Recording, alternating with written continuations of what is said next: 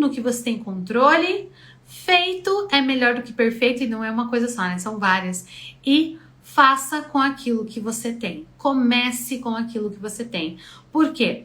Porque você só vai chegar próximo daquele ideário perfeito quando você começar, tá? E por que eu falo isso? Porque eu procrastinei bastante para começar, eu procrastinei bastante mesmo para me posicionar como neuropsicopedagoga.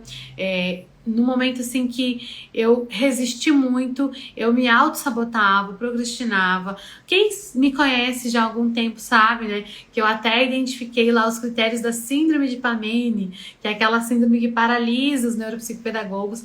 Mas eu quero te dizer que você não precisa parar, você não precisa procrastinar, tá? Se você tem um sonho, se você tem um objetivo, se você tem uma meta, faça de tudo para chegar nessa meta, tá? E eu sei como não ter um consultório dos sonhos é um impeditivo para a gente começar. Eu sou a Karen, neuropsicopedagoga, e eu te ensino a viver de neuropsicopedagogia, começando seus atendimentos mesmo sem clientes, sem instrumentos e sem consultório. Quantas vezes você já deixou de persistir o teu sonho, né? Persistir aí a vontade que você tem de ser um neuropsicopedagogo, uma neuropsicopedagoga, começar os seus atendimentos e você deixou de lado porque você não tem o consultório dos sonhos, porque você talvez não tenha os instrumentos que você deseja. E eu quero dizer para você o seguinte, que a gente nunca vai ter o consultório dos sonhos para começar.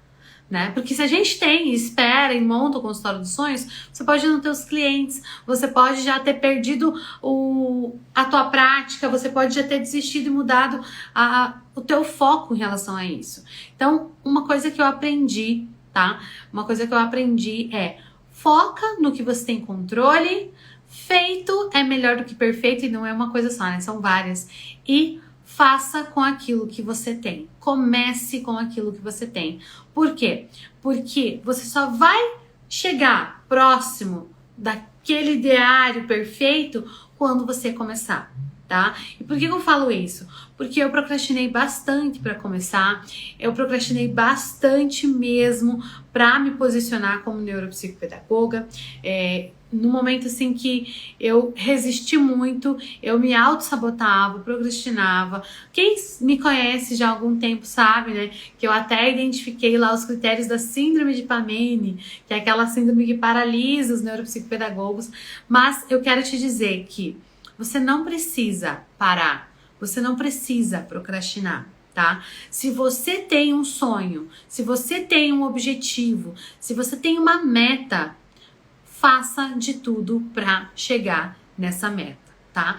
E eu sei como não ter um consultório dos sonhos é um impeditivo para a gente começar, porque a gente acaba ficando frustrado, porque a gente quer ter um espaço bonito, a gente quer ter um lugar adequado, aquele que a gente sonhou, com a cadeira que a gente sonhou, com a mesa que a gente sonhou, com o instrumento que a gente sonhou, e aí a gente acaba deixando de começar.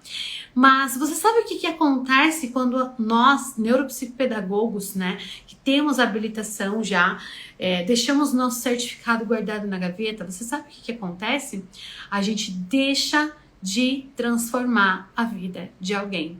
E assim, eu sou muito grata a Deus por todas as pessoas que eu já tive a oportunidade de transformar vidas por meio da neuropsicopedagogia, tanto os meus pacientes, tanto as suas famílias, hoje, né, os meus alunos, meus mentorados, meus supervisionados, meus alunos que estão entrando na pós que eu tô organizando, né, que a gente tá coordenando aqui no Instituto. Então, eu sou muito grata a Deus por isso. Mas eu me sinto às vezes culpada por não ter começado antes. E eu fico pensando, às vezes eu até nem quero pensar sobre isso, mas às vezes isso me incomoda, me atormenta.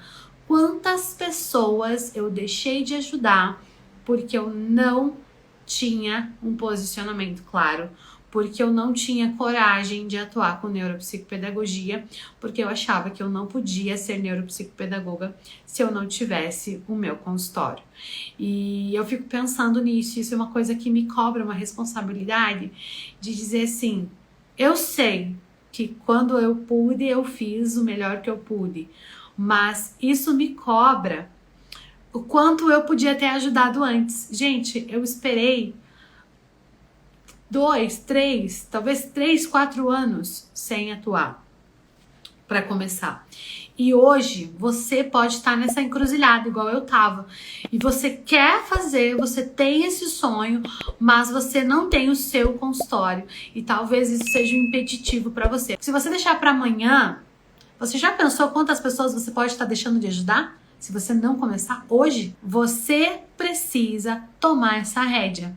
Você é comandante das suas decisões e você precisa colocar isso na ação para a gente conseguir começar os atendimentos, para nós sermos transformadores de vidas e para que você possa ser um colecionador, uma colecionadora de sorrisos de aprendizagem.